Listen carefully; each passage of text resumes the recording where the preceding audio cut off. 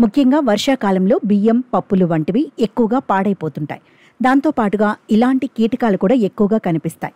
పురుగులు పట్టిన బియ్యం, పప్పులు తినేందుకు చాలామంది ఇష్టపడరు. దాంతో వాటిని చెత్తలో పడేస్తుంటారు. కానీ కొన్ని జాగ్రత్తలు తీసుకుంటే ఇంట్లో నిల్వ ఉంచిన పప్పులు, బియ్యాన్ని ఏడాది కంటే ఎక్కువగానే కాపాడుకోవచ్చు అంటున్నారు నిపుణులు.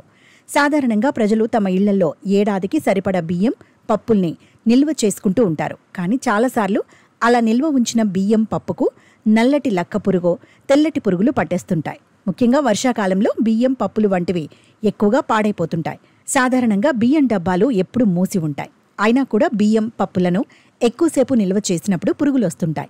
అలాంటప్పుడు బియ్యానికి పురుగు పట్టకుండా ఉండాలంటే వేప ఆకులు అద్భుతంగా ఉపయోగపడతాయి. వేప ఆకులు సహజంగానే కీటక నాశనిగా పనిచేస్తాయి. బియ్యం డబ్బాలో కొన్ని ఎండిన వేప ఆకులను ఉంచితే కీటకాలు పారిపోతాయి. ఇలా ఎప్పటికప్పుడు పాత ఆకులను తీసివేస్తూ కొత్త వాటిని వేస్తూ ఉంటే బియ్యంలో ఒక్క పురుగు కూడా ఉండకుండా పోతాయి. వేపాకులు కూడా మంచి ఎఫెక్ట్ని ఇస్తాయి. ఇందులోని చేదుతనం పురుగులు, కీటకాలు రాకుండా చేస్తుంది. దీనికోసం ఎండిపోయిన వేపాకుల్ని మనం డబ్బాల్లో వేసి గ్రెయిన్స్, బియ్యాన్ని స్టోర్ చేసుకోవచ్చు.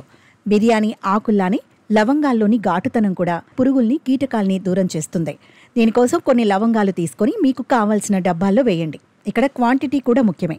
మనం స్టోర్ చేసే బియ్యం, పప్పుని బట్టి ఎన్ని తీసుకోవాలో తీసి అందులో వేయండి. దీంతో పురుగులు రాకుండా ఉంటాయి. ఇంకా బియ్యంలో పచ్చకర్పూరం, వెల్లుల్లి రేఖలు కూడా వేయటం వల్ల బియ్యం చెడిపోకుండా ఉంటాయి. నిల్వ ఉంచిన బియ్యం, పప్పులను కాపాడుకునేందుకు ఇంగువ కూడా ఉపయోగిస్తారు. ఇంగువ బలమైన వాసన బియ్యంలో ఉండే లక్క పురుగు, ఇతర నల్ల కీటకాలను తరిమి కొట్టడానికి అద్భుతంగా పనిచేస్తుంది. ఇంగువ బలమైన వాసనను కీటకాలు తట్టుకోలేవు. ఇంగువ ఉంచిన చోట కీటకాలు సంచరించావు. దీనిని బియ్యం డబ్బాలో ఉంచడం వల్ల బియ్యం, పప్పులు వంటి పురుగులు పట్టే అవకాశం ఉండదు.